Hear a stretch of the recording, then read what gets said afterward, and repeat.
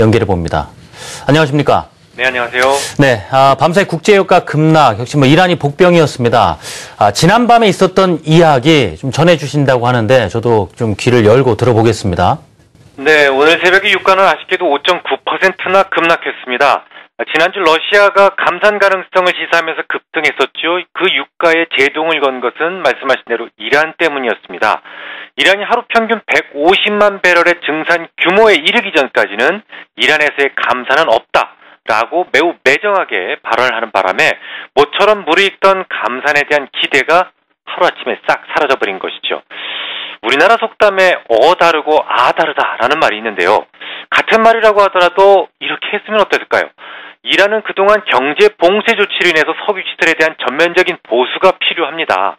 재정을 정상화시키기 위한 최소한의 증산 물량인 150만 배럴까지의 증산에 대해서 산유국들의 이해를 구합니다. 라고 말했다면 어디 배탈이라도 났을까요?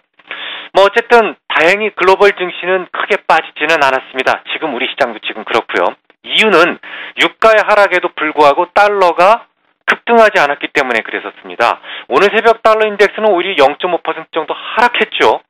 유가가 급락했는데 달러가 하락을 했습니다.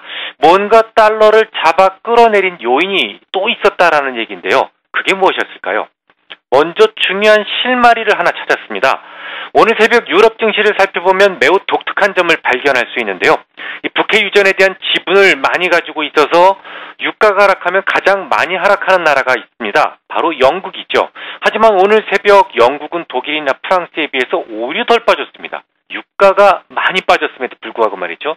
그러니까 유가 하락을 뒤집을 만한 중요한 일이 영국에서 있었구나라는 점을 우리가 알 수가 있습니다. 실마리를 잡았으니 좀 더 자세하게 풀어보도록 하죠.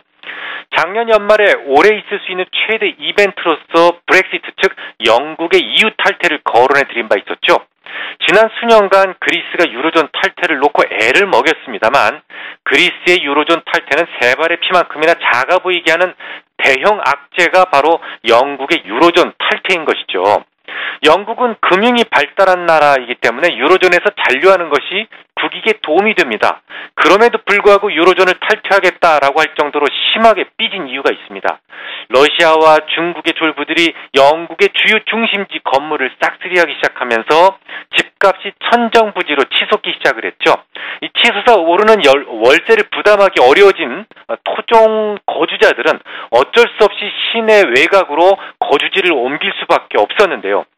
설상가상으로 시리아 문제가 터지면서 자신들의 노후까지 위협받게 된 겁니다. 누구든 영국으로 이주하게 되면 이른바 생겐조약에 따라서 즉시 복지 혜택을 부여해야 되기 때문인데요. 복지는 결국 세금으로 해결해야만 하는 그런 문제입니다. 영국 이주민들에게도 같은 수준의 복지를 즉각 제공하다 보니 세금을 내는 사람의 입장에서는 자신들의 노후에 쓰여질 세금이 전혀 생면부지의 타민족에게 복지 혜택을 빼앗기고 있다는 생각을 하지 않을 수가 없었던 것이죠. 그러잖아도 시내 외곽으로 터전을 옮겨야만 했던 터줏대감들은 잔뜩 화가 나 있던 상황에서 이번에는 시리아 사태로 인해서 난민들이 대거 몰려오게 되었고 그들로 인해 노후마저 보장받을 수 없을지도 모른다는 생각이 이르자 결국 골마 터졌던 상처가 터져버린 겁니다. 영국의 데이빗 캐머런 총리는 이를 시정하기 위해서 끊임없이 EU 측에 요구를 해왔었죠. 영국이 EU 측에 대해서 요구했던 것은 크게 네 가지였는데요. 첫 번째가 이주민 복지 혜택에 대한 제한, 둘째가 EU 제한 법률에 대한 거부권, 셋째가 법무 내부 관련 사안에 대한 선택적 적용 권한, 그리고 마지막으로 비유로존 국가의 유로존 시장에 대한 접근성 보장이었습니다. 물론 이 중에서 가장 핵심적인 부분은 첫 번째, 결국 이주민에 대한 복지 혜택의 제한이었죠. 아시다시피 영국은 물가가 엄청 비쌉니다. 집도 엄청 물론 우리 서울보단 쌉니다만 이주민에게 4년간 복지를 제공하지 않는다라고 한다면 굳이 영국으로 거주지를 선택할 이유가 사라지게 됩니다. 가서 굶어 죽을지도 모르는데 거길 왜 가겠습니까? 하지만 지금까지 EU 측에서는 유로존 존립의 근간을 이루는 생겐 조약의 수정은 결코 없다라고 대립을 했었고 결국 영국은 국민들의 불만을 해소시키기 위한 도박을 선택할 수밖에 없었던 것이었죠. 만약 유로존에서 영국이 이탈된다면 이런 유로화에 대한 약세 요인이 될 수밖에 없었고 또한 그런 약세 요인은 꾸준히 시장에 반영이 되어 왔었던 겁니다. 하지만 말입니다. 오늘 새벽에 지금까지의 대립을 확 뒤집어 엎는 뉴스가 있었습니다. 유럽 연합이 영국의 이탈을 막기 위해서 중요한 제안을 했다는 뉴스가 있었고요. 이를 위해서 덴마크와 스웨덴 방문 일정이 잡혀 있었던 데이빗 캐머런 영국 총리가 급거 브뤼셀로 이동을 했었는데요. 결국 오늘 새벽 EU 집행위 대변인이 이런 발표를 했습니다. EU는 영국 측에 긴급 복지 중단을 허용하는 제안을 마련했고 이는 즉시 시행이 가능하다라고 말이죠. 아주 중요하게 대립했던 문제가 하나 풀린 겁니다.